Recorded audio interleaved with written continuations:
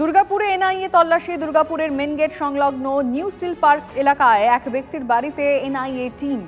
গোলাম জামা নামে ওই ব্যক্তির বছর তিনেক আগেই বিহারের মুজফ্ফরপুর থেকে দুর্গাপুর এসেছিলেন।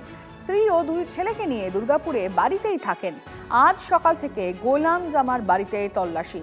মোতায়েন করা হয়েছে বিশাল পুলিশ বাহিনী। UEM Jaipur is a perfect target for prospective students aspiring for good jobs, good education with future-ready skills. এই মুহূর্তে যে খবরের নজর, দুর্গাপুরে এনআইএ তল্লাশি চলছে।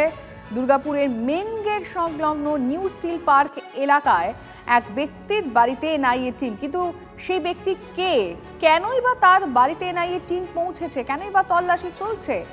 গোলাম জামা নামে ওই ব্যক্তি বছর তিনেক আগেই বিহারের মুজফ্ফরপুর থেকে দুর্গাপুরে এসেছিলেন। কি উদ্দেশ্যে এসেছিলেন, কি চলতো বাড়িতে?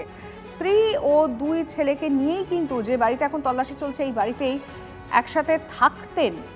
কিন্তু সকাল থেকেই তার বাড়িতে তল্লাশির কারণটা কি, এখনো অবধি কি তথ্য সামনে এলো? আমাদের রিপোর্টারের কাছ থেকে সরাসরি জানবো। জয়ন্ত রয়েছেন। জয়ন্ত,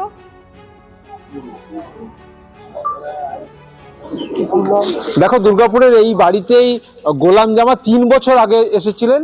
যে বাড়িতে দেখা যাচ্ছে এখানে পুলিশ কর্মীরা রয়েছে। এই গোলাম জামা ছত্তিশগড়ের কোনো ঘটনার সঙ্গে যুক্ত বলে জানা গেছে প্রাথমিকভাবে।